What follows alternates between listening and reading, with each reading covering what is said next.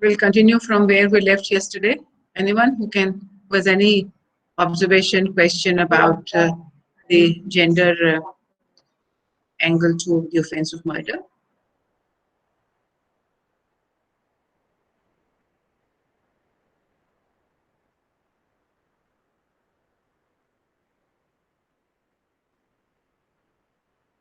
Gender neutral offense, which has got a lot of gender angles to it.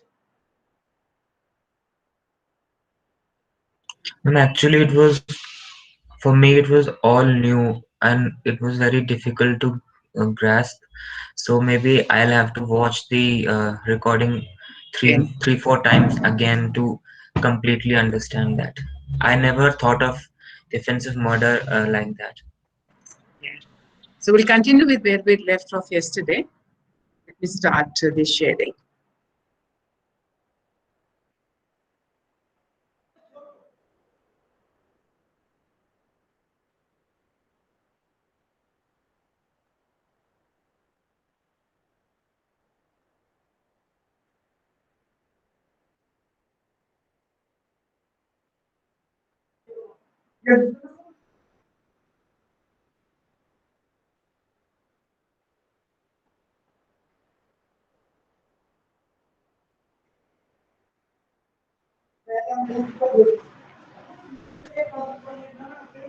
So when we are construing a reasonable man as inclusive of women, what are the range of factors that go to constitute that? Because the action of the person is to be judged and decided upon by reference to who is a reasonable man, including women, of course, and what is the reasonable conduct expected of them. And when you look at, if by any chance you got this chance to look at Usha Ramanathan's article, you must have found that sometimes women's behavior has been judged by reference to the male standard. Sometimes it is a double standard for something is found reasonable for men, but it is not found so for the woman in the same sense. And also, then can we develop something called a human standard? Because presently, what we've been seeing is that whatever men do, whatever they experience, whatever are their perception experiences in their lives, that is what constitute the realm of lawmaking. So we have to look at the sex of the person, age, religion, caste, education, economic status, mental status, status in the family, nature of sexuality, natural sex partners, fear of sexuality. All these factors have been taken note of at in different cases at different points of time. Look at this offense of bigamy. So this is another example, which is a gender neutral offense. And what does it say? Whoever having a husband or wife living marries in any case in which such marriage is void by reason of which taking place during the lifetime of the husband or wife still alive. So do you remember your case Bhavrao in from your family law class, where the judges said that both the marriages should have been solemnized. They must have performed the necessary ceremonies. So if the man performs ceremony with one woman and exchanges garlands with the other one, so he makes the second woman believe that I am marrying you, knowing fully well that he has not solemnized, so he can't be prosecuted for murder. So look at the section. The section doesn't use the word solemnization, does not talk about anything. So when the judges introduce the concept of that both the marriage should have been validly performed, who are they benefiting in the whole thing? And as we said yesterday, that bigamy was a problem of men marrying during the lifetime of their wives. It was not a problem women marrying many husbands. So therefore, when they create an obstacle, create an extra condition for declaring somebody has committed bigamy, then a lot of men who has been doing it will still escape. So if polygamy was the problem, you make the law as gender neutral, and then you interpret in a manner that the person who is marrying again will escape. We are providing escape route to the men. So this is not by the legislature, it is by judicial interpretation of the section. So the sympathy of the judge were with the men who were marrying again. The women's cases did not arise. So somewhere we'll see that gender neutral was sometimes in the case of the exceptions to the offense of murder. We saw that where the definition itself was created, having the male experience engaged. In bigamy, the section is not creating an obstacle, but the interpretation has created that. We have where this other one also, adultery, for example. So we look at the women-specific offences where there was reference to the man and woman category. So we have 498 A, which is talking about cruelty to married women, dowry death, rape, and adultery. If you look at these four offences, cruelty to married women, anyone who has 498A before you, or you can have access to it, read that. It says cruelty, the conduct of such a kind as well as is causing grave injury to the person, or conduct as is likely to drive her to commit suicide. In our National Family Health Survey, what we found, 1 in 3 married women are subjected to cruelty by the husband, by the one in 3 married women have suffered violence in their marriages. So what is the kind of violence it starts? It starts with one thappad. So one thappad, one occasional thappad, one occasional beating. Does it fulfill the condition of 498A? 498A is talking about only those instances where it is really serious injury caused. I'm trying to locate this 498A. If anyone has it already, can read it. 498. It says, whoever, being the husband or the relative of the husband of a woman, subjects such woman to cruelty shall be punished with certain. Then the explanation says, cruelty means any willful conduct which is of such a nature as is likely to drive the woman to commit suicide.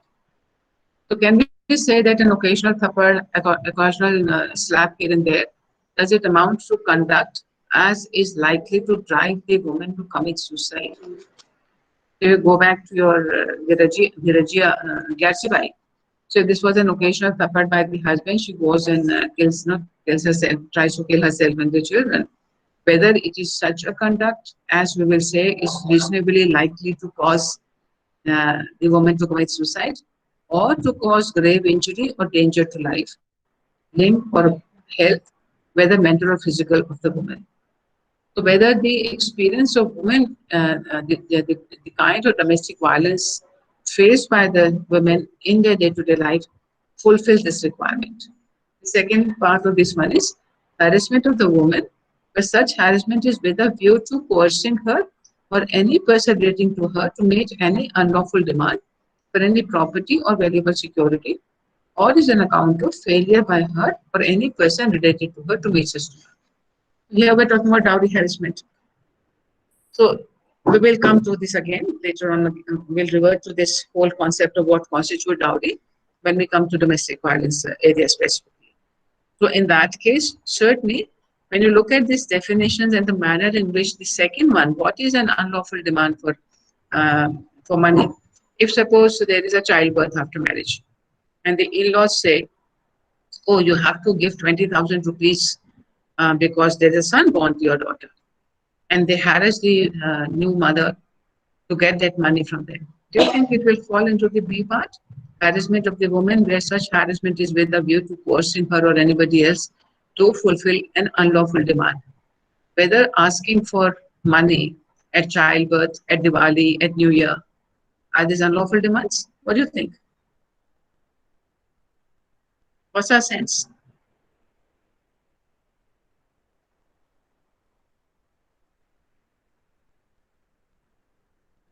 Anyone?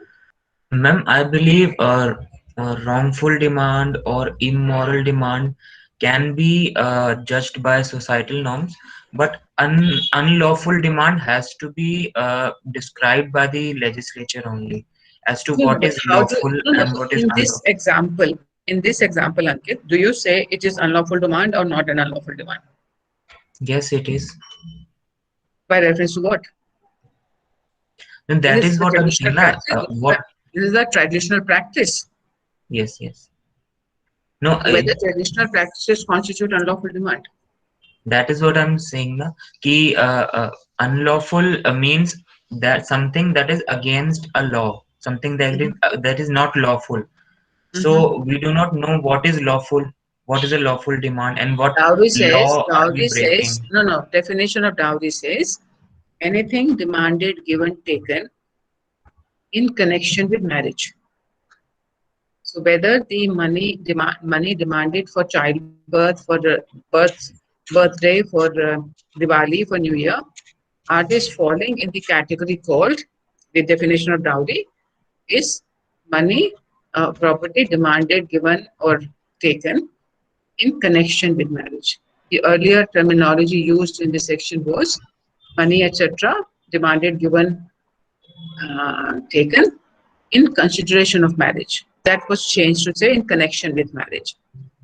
So whether it is covered or not, we'll come back again. No, you remember this question that I'm asking you again, because we will look at dowry legislation in greater detail. But that's something we need to remember, that when we look at 498A, it is specifically meant to protect the woman.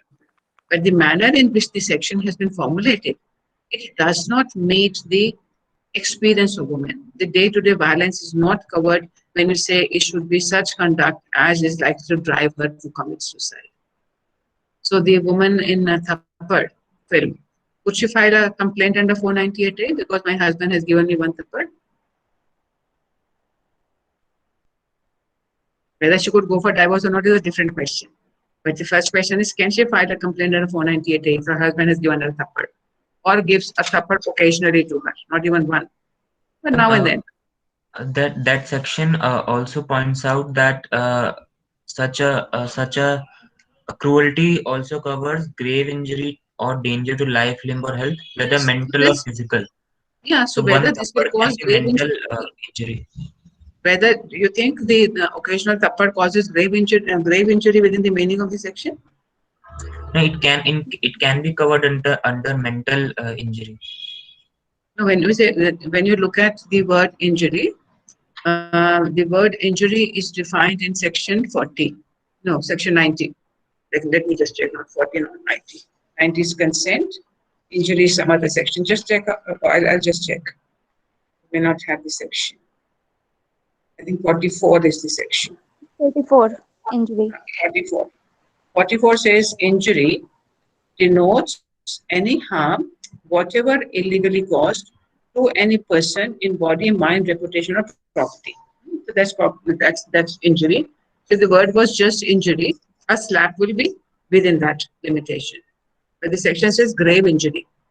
Is there a difference between injury and grave injury? If the word grave wasn't there, certainly all these activities will come.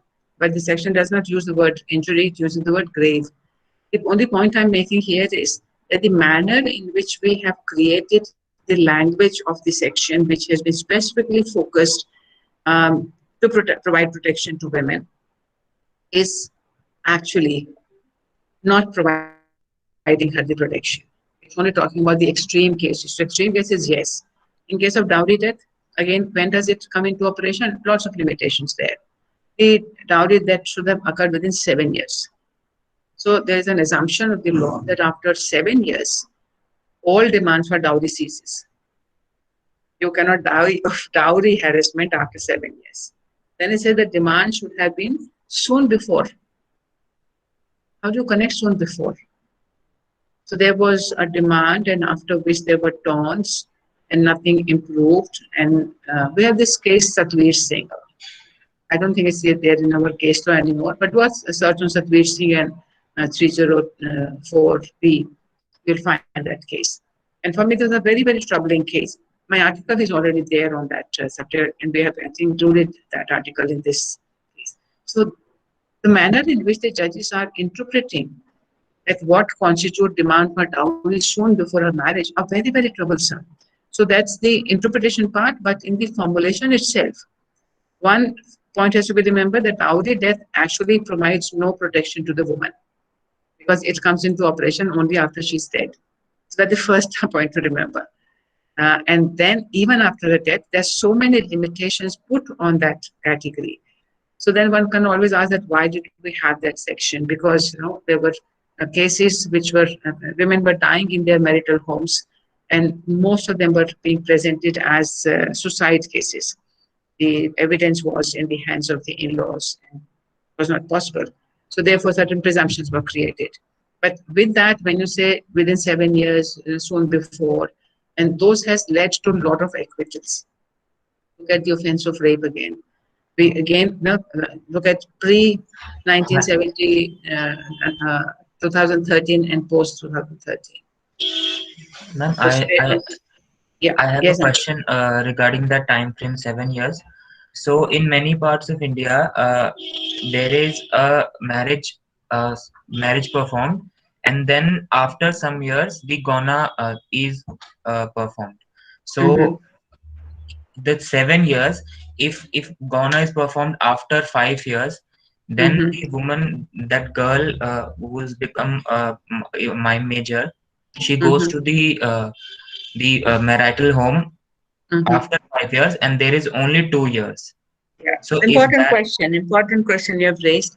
Whether you will count your 7 years from the day she arrives in the Susral or whether it will amount from the date of marriage. And ordinarily we will count.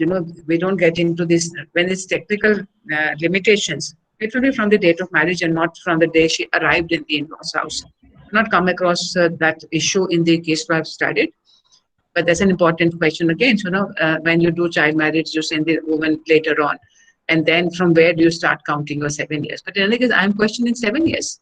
In cruelty, we have not said, oh, cruelty will stop after 7 years. But in dowry, we say, oh, demand for dowry will stop after 7 years. From where do you get these limitations? From where do you put these ideas of limitations? So we are creating spaces for men to be not prosecuted, not to be convicted in the law itself, which has been made specifically for women. And it continues. We will have a look at the rape law in a little more detail. Adultery, we know, very categorically sexual property of the husband. Women are treated like that. When it talks about without the consent of the husband. So if the husband consents, it's all perfectly all right. It is not an offense against marriage. So and when you look at adultery, it is a part of the chapter which talks about offenses against marriage. It's also important to note that cruelty to married women is a standalone chapter. Whether cruelty to married women is not an offense against marriage. And the union of two people is not there for cruelty or violence. So we did not think it fit to add it as an additional section within the same chapter. We created a separate chapter for a 20A or something. So somewhere in the scheme of things, we do not think cruelty to married women falls in the same category as adultery, which is seen as an offense against marriage. But while it is an offense only against the husband and by the third man, and he never commits an offense of adultery itself. So when you look at we've been all hearing about abuse and false complaints, etc. And I think we'll come back to this when we come to domestic violence. I've already made these points here. In connection with or any demand for dowry, so the limitation of the meaning given to dowry itself has been so limited. And when you get the chance to read my article, you will learn that. So, okay. Tell us these are facts from Satveer Singh. The demands were for 50,000 rupees for opening an office chamber for the daughter's husband, fridge, sofa, TV, car for use of the family of her husband. The time at which the above demand is made, does it make a difference? Okay, these are different, these are from different case laws.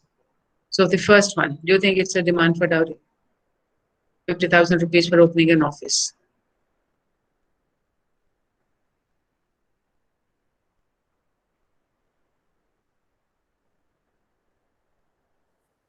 Ma'am, I guess no. No. Second one, Ma'am, can you repeat the second? you can see the slide. Um, okay. Are you not Fridge, able to see sofa. my slides? No, Fridge, ma'am. sofa, TV, and car. Use of the family of her husband.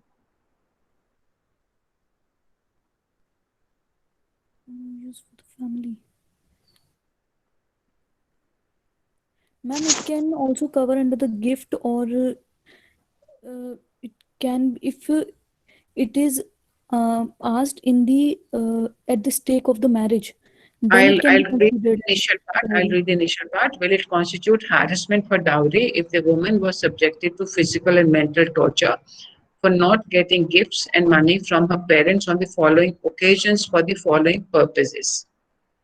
So one was 50,000 for opening the office chamber, and we got one answer saying no. Fridge, sofa, TV, car for use of family for husband.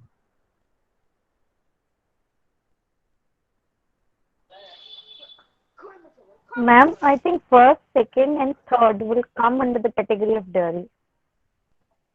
Okay. Will it make any difference at what point of time they were made? Sometimes the demands is made before marriage. Sometimes it is made at the time of marriage, and sometimes it may maybe when it comes to the birth of her first son, it may be 2 years from the date of marriage. Will that make any difference? No, ma'am. Uh, uh, At any time, if they can ask, and it will be dowry. Ma'am, I think yes. No, ma'am, actually, I think the definition of dowry is restricted to at the time of marriage, to the time of marriage. Okay, so you will have to read your legislation, and we'll return to this when we take up the law relating to dowry and other sections about other related legislations. This I'm going to respect. So I'm okay. Let's focus on. Uh, my niece is here in my room, and she's saying, no, no, no, it is not restricted at the time of marriage. She's also joining my class today from where I am. No, So let's ma'am, continue. I'm not saying generally we consider this point. Generally we think like this. No, no, no. We are asking what is the legislation saying, and the legislation does say the time of marriage, at the time of before marriage, at the time of marriage, any time after the marriage. That what the technical meaning is. But what does it mean? So whether the demand for childbirth, demand for money and gifts, etc., at the childbirth or a birthday, 5 years gone by, it is my birthday. It is we need renovation in our house. Give us money. Whether any money demanded by the in-laws at any point of time, whether all that will fall in the dowry is the question. So certainly the money demanded before marriage, at the time of marriage, certainly falls. But all the demands which arise after marriage and not related to the performance of the ceremony, whether that will also constitute dowry or not, that's a question we need to think about. And we will return to this in greater detail when we do look at the legislation. All right. And I will suggest that you read my article, which is part of our reading materials when we come to the domestic violence section. When we Ma'am, they started all this should discussion, constitute the offense. yeah, but by what reasoning? The judges have not granted that. The judges have not granted that till 2019, and even today, traditional gifts have not been considered as part of dowry. So therefore, we need to understand why are the judges saying so. So somewhere you can see in this instance, the language was actually amended to include all this. But even then, the judiciary did not give it an encompassing scope of its operation. So the obstacle for changing the situation, the status quo, is not only with the passing of the law. So we've seen examples where passing the law is of no consequence. We've seen examples where law was effective, but the interpretation wasn't. And this is another example where it is really, really curtailed the area of protection to the women, despite the amendments having taken place. I want to also Uh, look at that first question we asked earlier when we said that whether women are the same or different, and whether their status is the same in their different capacities as mothers, as daughters, as wives. So let me look at that slide now. Let's stop this. No, I don't need to look at this rape area.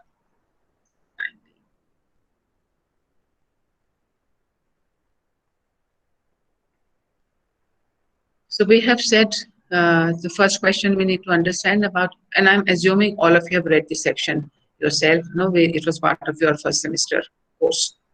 So we are going to now analyze as to what are the values, what are the perspectives under that offense. Why is rape is an offense? And why it is that despite the offense being there, despite today now a lot of assumptions and presumptions have been created, even then the conviction rate is still 27%. And this is of the rapes prosecuted for. The one which has never been reported, we're not even talking about that. So you have to understand that it is said. No, we have to first understand. First, we were talking about sexuality of people, whether the third gender has any sexuality or not. Now we will address that how the female sexuality and the male sexuality has been constructed by law. And you will see a number of areas within the law which shows that they will provide loopholes for men to get away with violent sex with women. So there is this understanding that male sexuality is uncontrollable, insatiable, and it is irrepressible. So that's one assumption about rape. Poor fellows, no? When you construct human beings, we say, oh, they are all fallible, and if by their nature they're like that. What can they do about it? So once they get into that zone of desire, then they can't control themselves. And we have had many examples and discussions on this. One of our professors came and he said, okay, look, I've been in your country for 3 months. It was an American professor. I don't have my wife with me, and now I am really desiring to have sex. So can I or can I not control myself? Then he said, when suppose you were having sex with your wife and you were at that point where you were just not controllable anymore, your mother knocked at the door and said, son, the house is on fire. Will you be able to control or not? So it's just a myth. Insatiable, again, when you look at the prostitution law, in that prostitution has not been made an offense. And the Law Commission report says that prostitutes are necessary evils in the society because men have insatiable desire for having sex, and one wife is not sufficient for them. So if there were not prostitutes there, then they will go and they will, they will exploit the good woman. So there's this explanation given for why we cannot make prostitution as an offense, and we have to tolerate them. Irrepressible once they cannot suppress their desire. We have a case from Karnataka High Court before the amendments took place, and that was the kind of cases which were responsible for the amendments and making mandatory minimum sentences. So there was a girl who was traveling from place A to place B, and they had to change. She had to change the bus at point C in between. So she befriended two of the co-passengers, boys, and they all got down at the same place where they had to change buses for different places to go. And it turned out that the buses had stopped for some reason. So every passenger in the bus had to stay at that place overnight.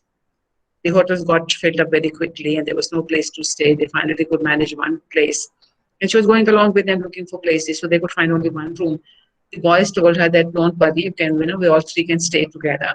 You can take the cot and I will take the floor.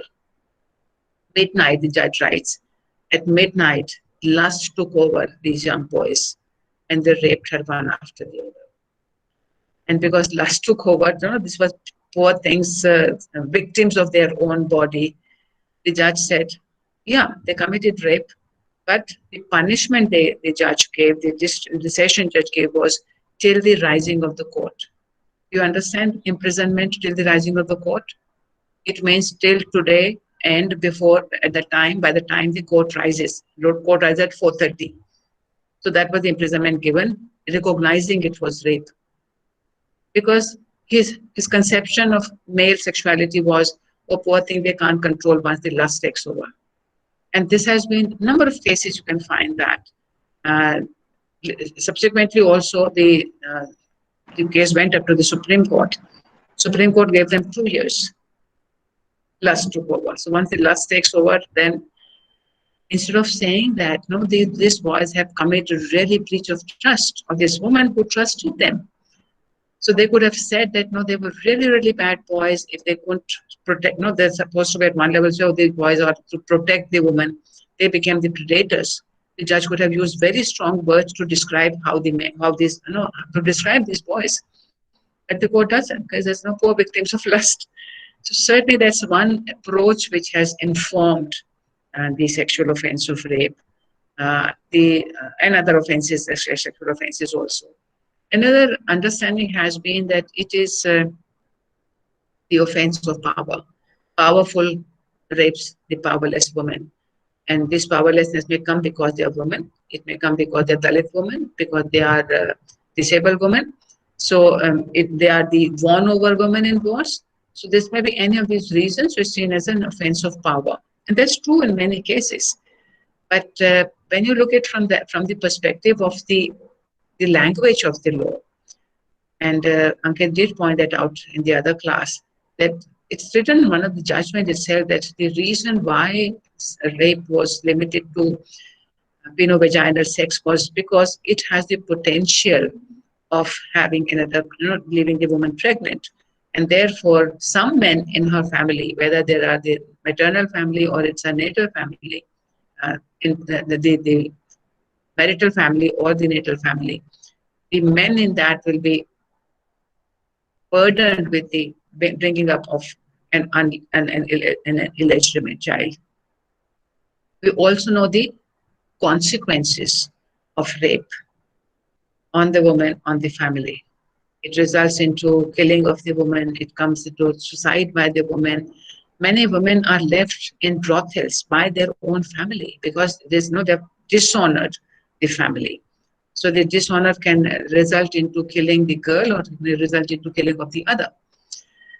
And what I found is most shocking is that the defense lawyers, just as a routine manner, will put one defense saying, oh, there was enmity. So at one level, we have all this rhetorics which says that honor of the family is in the woman's chastity and purity. So when you are on the other side, then you are saying her own family are now putting her chastity and purity at stake just to take revenge on me. So then in that statement also what we are recognizing is that the members of her family has got absolute ownership over her personality, her body, her reputation, her destiny, and they can just throw all that to wind in order to satisfy their own issues. So at one level we say, no, my girl is very important and she must be protected, but somebody else's girl can be used by that family. There's a very major contradiction, but 99% cases this will be thrown, even if there's nothing there. They will put no evidence, there will be nothing adduced to suggest any enmity exists, but it is one of the standard defenses which is given. So all these are indicating that these are the areas where, and certainly with the new definition coming in, we have this whole issue about what are the range of things, what circumstances, more words you use, and still we know that despite having expanded the scope of the activity brought within the realm of rape is much bigger than it was before 2013. Marital rape still stays, again reinforcing the absolute ownership over the body of the wife. She has got no say whatsoever. She cannot say no after she's 18. If she marries, absolute property of the husband.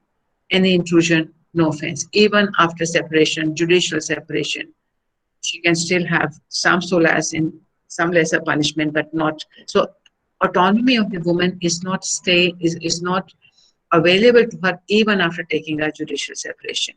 In case of maintenance, if it's a divorced wife, we say yes, the husband is obligated to provide maintenance. Only if she remains chaste, if she is not having another boyfriend. So are we saying that the husband is providing maintenance for her to not have sex with somebody else? What is the connection between her having sex with somebody else after divorce or not? So whether the maintenance has been provided for the past conduct or is it for the future abstinence from sex? Lots of questions to ask if you start asking that what are the conditions which have been put, for what reasons have those conditions been? I want to go to another different slide for us to understand all this perspective from a slightly different angle as well, because we did say uh, in their capacity. So one is the construction of woman, then there is a construction of mother, sister, daughter, and let's see how does the law focuses on those aspects. So let's stop this slide and look at another one.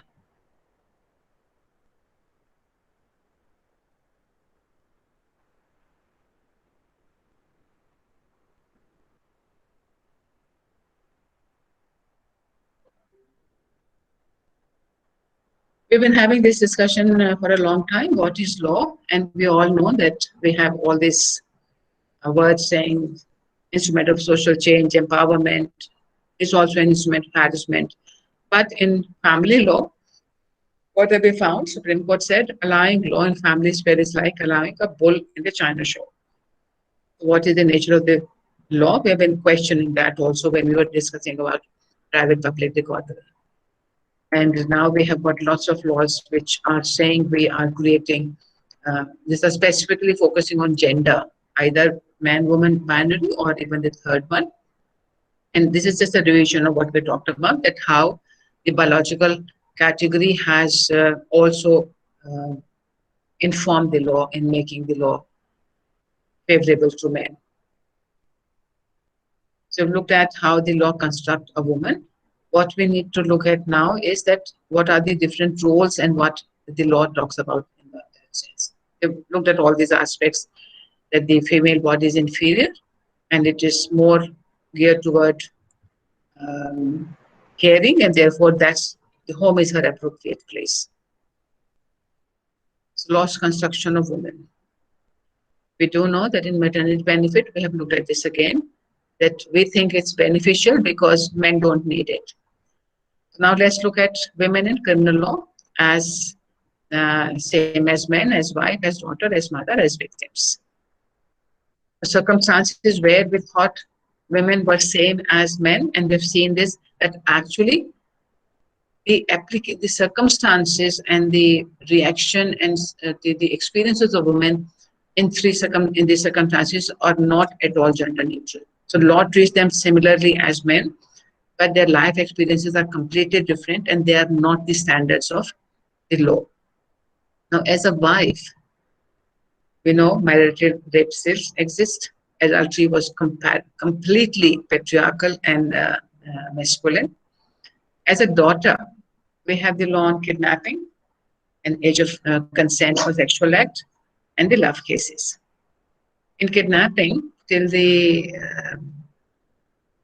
2015 legislation came, which now provides that the age for the purposes of kidnapping will be the same for boys and girls, which means 18. So before 2015, what was our law? The law said that a child of a girl below the age of 18 and a boy below the age of 16 are not capable of giving consent, and if somebody takes them away without the consent of the guardian, they're liable for kidnapping. So girl of 17 was not capable of giving consent to have sex. For 2012, before POXO came in, what was the age of consent for girls to give consent for sexual act was 16. So 17-year-old girl could have sex with her boyfriend, but she couldn't run away with the boyfriend. So what is it that we're saying here by the law? That she can't run away from the father's house, but she can actually have sex with the boyfriend, and the boyfriend will not be liable for any offense as long as he doesn't run away with her. What are the values which are reflecting in this scenario? What do you think? And the law says a girl of 17 cannot run away with the boyfriend, but she can give a valid consent to have sex with him.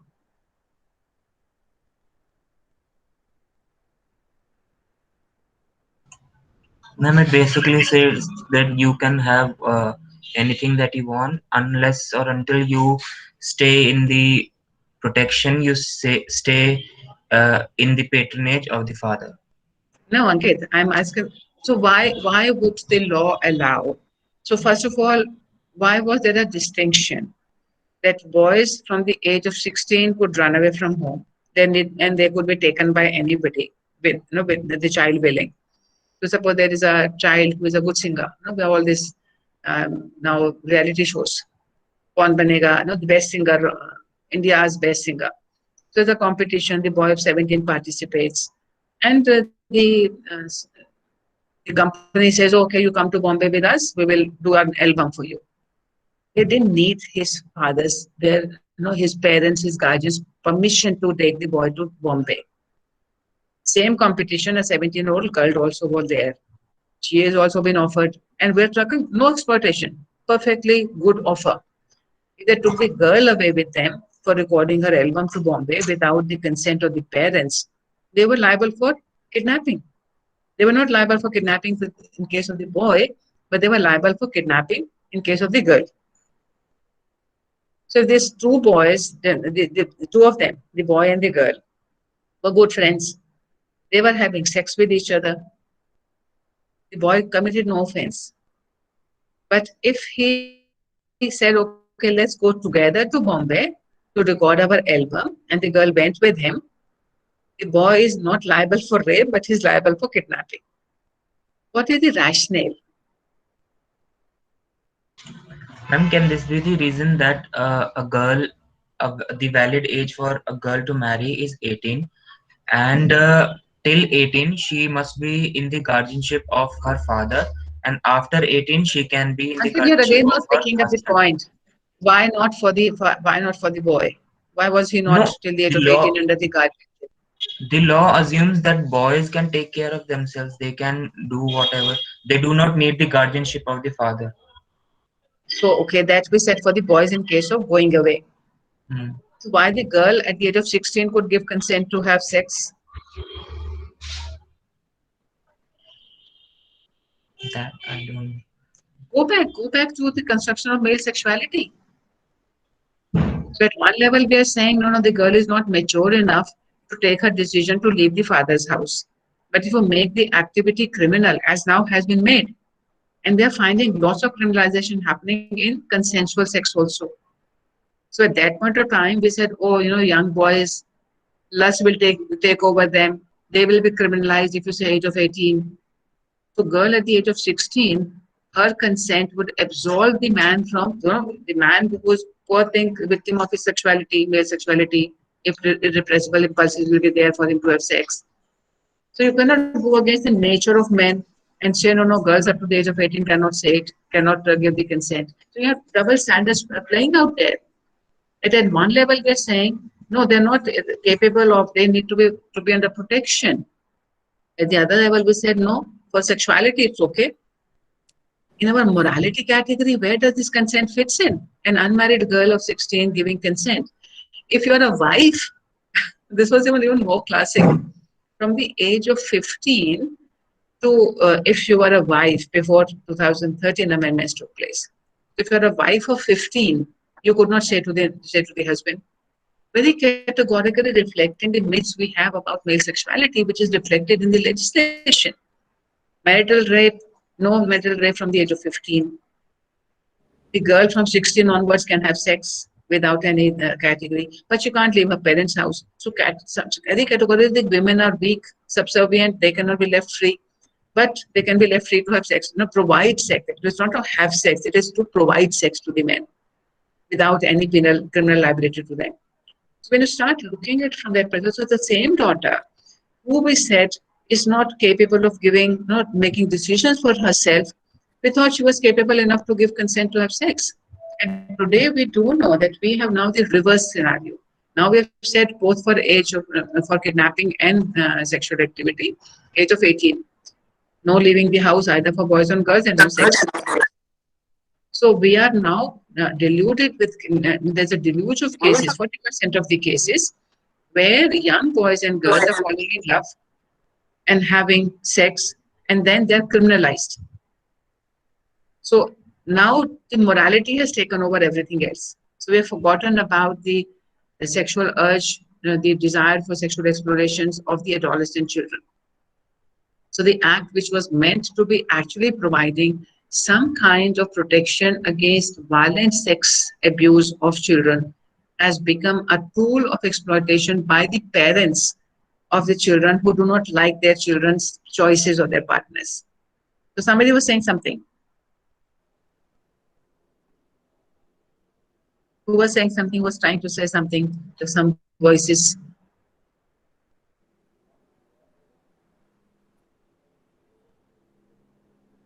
Yes, no, maybe? It was just a chance. I thought somebody was wanting to say something.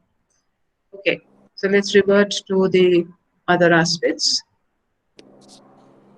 As a mother, so as a daughter, she doesn't have the capacity. And we do know that there are child marriages. And you look at the areas of law which relate to her as a mother. In case of abortion, IPC says equal positions of the two. Whether it's a mother or a father who abandons a child, she is equally responsible. There's no difference given in that category. Then we have the Medical MTPA Act also. So we have the MTPA, which allows her, and we'll again be looking at PCP, NDT, and MTPA in greater detail when we come to reproductive rights. But when we say reproductive rights, we're looking at the legal positions of the woman as a mother. So in the capacity of the mother, she is seen as equally powerful in taking decisions, how many children to have, whether to have boys and girls, whether to have pregnancy or not. All this is seen as creating the woman as a powerful person at par in decision making. Our understanding from National Family Health Service is very different.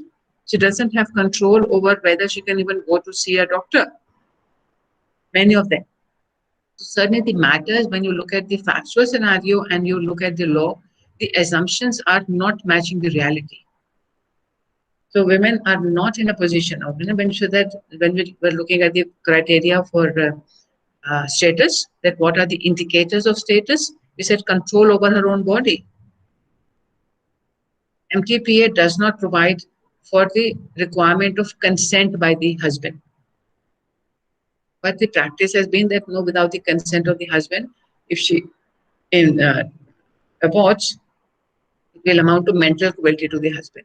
So there's certainly this understanding of mother to be not doing everything to protect her children. So if she doesn't do that, then whether she doesn't do it because she can't do it, because she doesn't have the say in the family, making decisions, the husband or the family is forcing her to undergo sex determination test, and then she finds, it's a female fetus, aborts, she's equally liable. So somewhere there is all this double standards that in some legislation, some parts of the criminal liability, we say, oh, she's powerless, she's a victim, and others we say differently.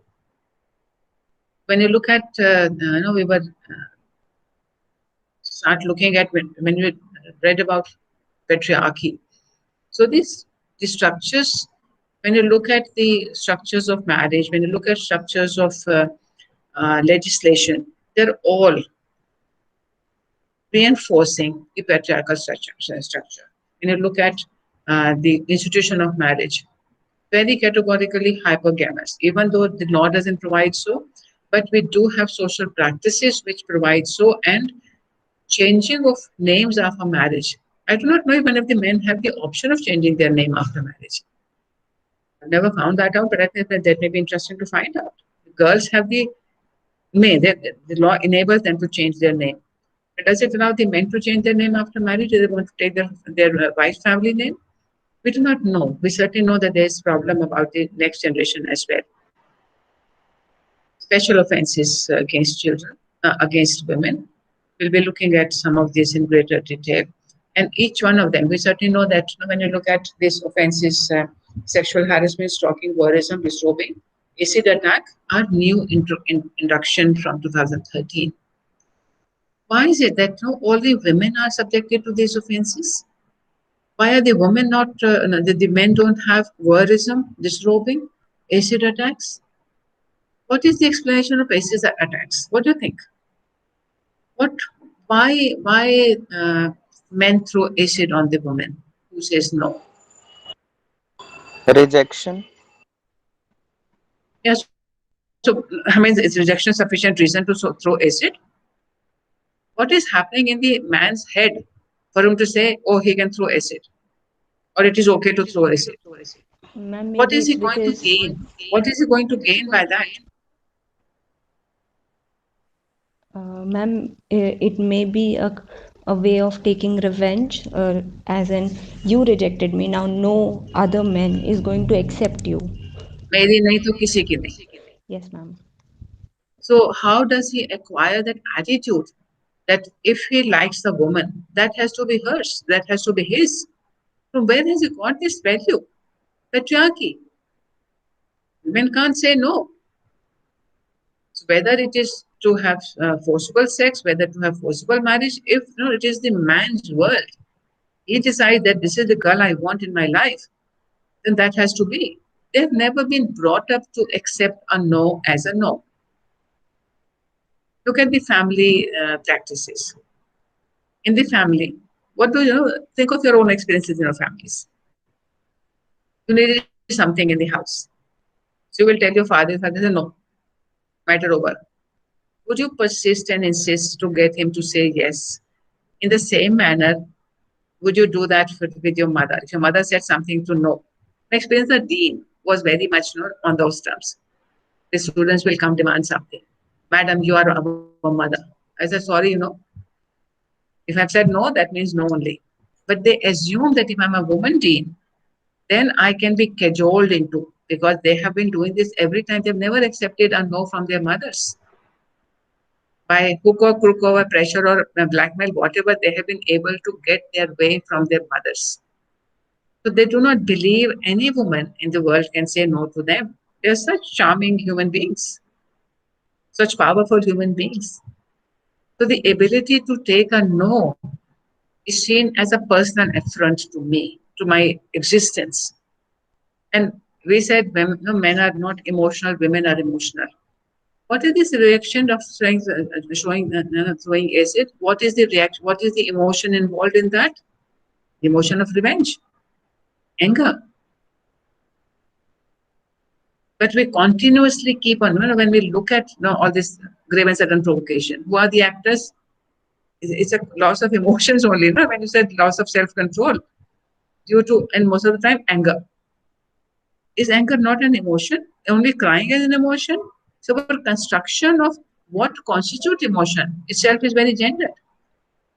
So certainly we need to keep re-looking at as to what, when we are using these words and when we are looking at these new offenses, that um, how is the law reinforcing the patriarchal values among male behavior, among the men, and reinforcing traditional feminine stereotypical images for women to be the correct way to live your lives. So society doing that is one, is somewhere understandable, but law doing that is certainly questionable. And we need to keep doing that analysis for every law that we look at. Um, Now there's a small quiz for you. Why women constitute a special class of victims of offenses? Because women are weak. B, women are vulnerable. C, women are not trained in self-defense. D, all of the above. E, none of the above. What's the correct answer?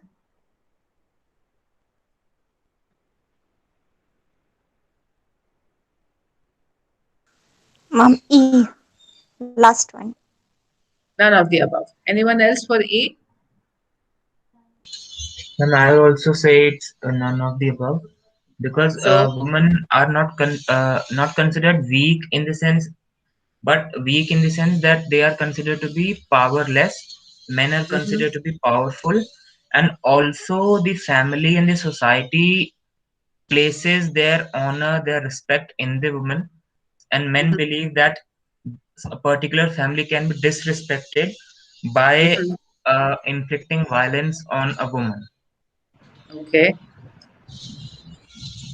Now tell us. Now I'll give you a places. Which places are not safe for women? Their own home, streets, unlit streets, streets after dark, deserted areas, all of the above, only B to F,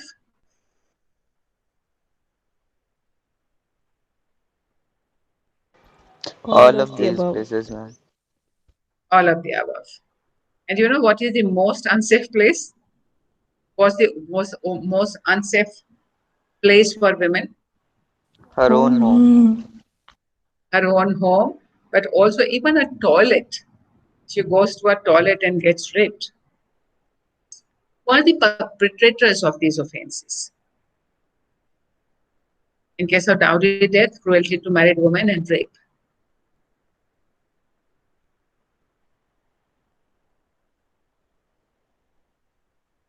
The answer is not there. You have to provide the answers.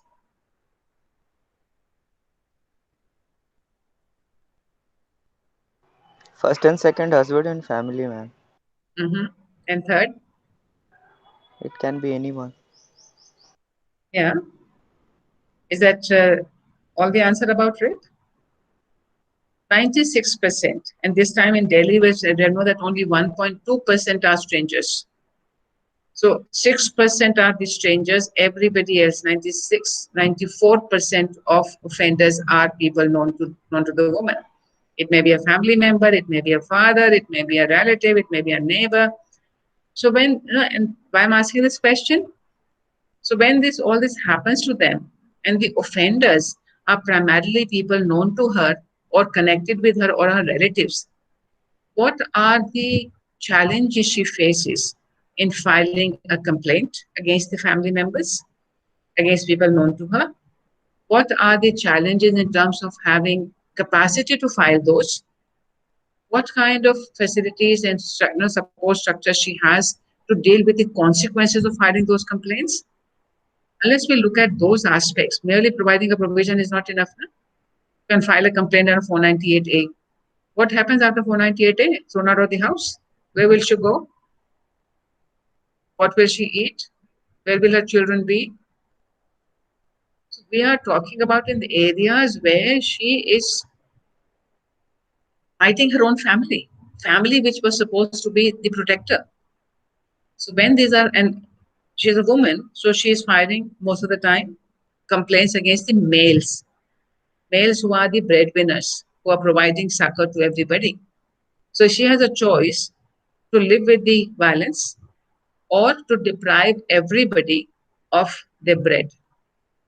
Do you think many women will be, even after filing a complaint, will be able to deal with the pressures the other family members will put on her? There are lots of challenges for a woman to deal with violence because the violators are not strangers. Violators, perpetrators of violence are her own family members. How do you fight your family? From where do you get the strength? Who provides you support? You file a complaint against your husband, even your parents say कि नहीं नहीं ऐसे कैसे कर दिया तो तुम्हारा देवता था परमात्मा क्या होता है पति परमेश्वर है. So the whole family goes, even her own natal family goes against her if she's challenging something in her in-laws house. So the challenge is insurmountable by her, and the law doesn't actually. So we say, or send them to. Now what we are doing is death penalty for everything you commit an offense against a woman. You commit rape in different circumstances. Thousands of now have been introduced, where death penalty, imprisonment for 20 years, imprisonment till you are dead.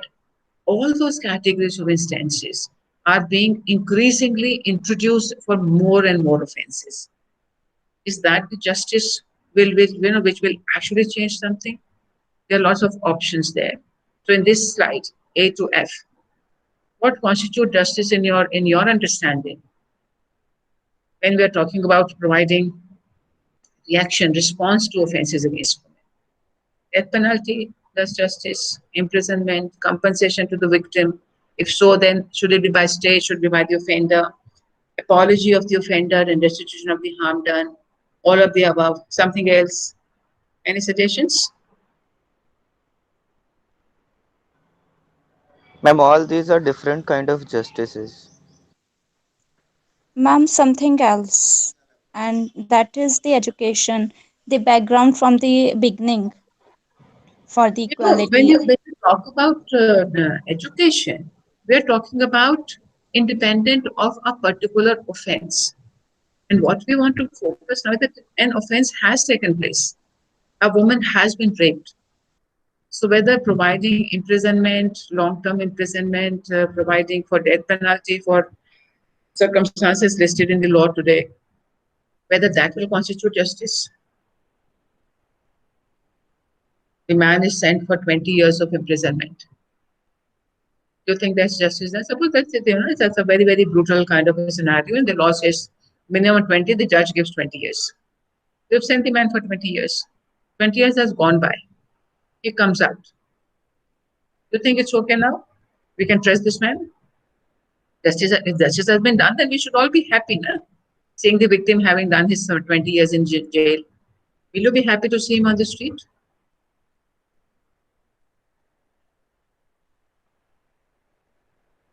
Look at Nirbhaya scenario. Now, so many men have been executed. Justice has been done. All the pain taken away from Nirbhaya's mother. All the rapes have also stopped because we executed. What will? No, our construction of justice is send people to prison, kill them. That is justice. But that is revenge. That may be deterrence. That may be kind of stopping the offense not happening for a certain time. We are not talking in terms of long term, including this particular individual and this particular victim also. Because when you say education is generic. That yes, to prevent, to educate people, etc. Awareness programs, all that is important. But that does not constitute justice. Okay, I will now start teaching you because you committed rape. Now I'll start giving you counseling. It will not be helpful for anybody. So certainly, counseling, awareness, etc., have to be done at a generic level. But when there is a particular scenario, do we need to rethink what will constitute justice? Great conversations have started about restorative justice, where we want to bring people together to find out what happened, why the offender did that, what did the offender go through, what did the victim go through. We've got many examples out there, so certainly there's need to rethink our concept of what constitutes justice. I think we should be stopping with this one, with this reiteration. This is all that we have done so far. The sources of violence against women are not men. This is the ideology that we have of patriarchy, of private public dichotomy, and the secondary status of women reflected in the differences in the likelihood of survival, assignment of human birth, control over property, value of goods, services, working conditions, knowledge and information, political processes, one's body, daily lifestyles, reproductive processes. All the ideology in our society are responsible for what we have, what has resulted into so much violence. And we said we will be looking at 4 approaches in terms of legal responses to difference. So with that, we will be stopping for today. Stop sharing. When is your tutorial class? Today was your tutorial class. Ma'am, today was the tutorial class. Yeah, so in any case, if we have got any leftover question, then we will again be certainly looking at individual sections on economic economic status, the domestic violence and reproductive rights. And we still have to look at some more details about Shattanden's article on rape. Somebody will make up this presentation, and any leftover and any thought you have from today's class, we'll take that up on Monday. Please mark your attendance. If there's anybody who has a pressing comment, you can do that very quickly now, and otherwise we can take it up on Monday. Ma'am, in the last slide where we were talking about the options for justice, I was wondering how the harm can be restituted. The harm done can be restituted. Someday, if time permits, we'll do an extra session on restorative justice as to what it is. And we've got countries for 40 years, they've been doing it in even murder cases. We have not started it even in cases of juvenile justice and petty offenses. We're very far behind. So we've seen documentation of cases where murderer and the victim's party are there and they're talking to each other, and how it has helped them to heal. It is not that it is that the murderer will not be sent to prison. They would still be sent to prison. But what happens to them after they come out of the prison? What happens to the victims when their offenders come out of the prison? We're not addressing that by sending them to prison. If I'm the rape victim and the man goes for 20 years, next time, 20 years later, I see him on the road, will I feel safe? Will I feel okay? Yes, no justice has been done. So those questions are addressed with this different approach of restorative justice. And there's a lot of, if you do a search on restorative justice, you will find a lot of literature there. IIRP. I think org, International Institute of Restorative Practices, is a site to look at. A lot of literature there, a lot of material to look at and understand that how in different parts of the world these different practices has been used even for very serious offenses like rape and murder. When we do those sessions, training sessions with some of our activists and NGOs and government machinery, they say, "Oh, how can the rapist? You can have a conversation with the rapist." You listen to the people's conversations about the research process they went through, the rape victims and the victims, mothers and fathers of the children who have been killed by the someone. It's an eye opener. For me, it has certainly been an eye opener. We certainly need to rethink about our understanding of what constitutes justice in criminal law also. That's how it's not part of the conversation for this course. So maybe if time permits, if there is more interest, we might hold a separate session independent of the class on gender justice on that. Thank you, ma'am. So let's stop Thank recording. you. Everybody has marked their attendance.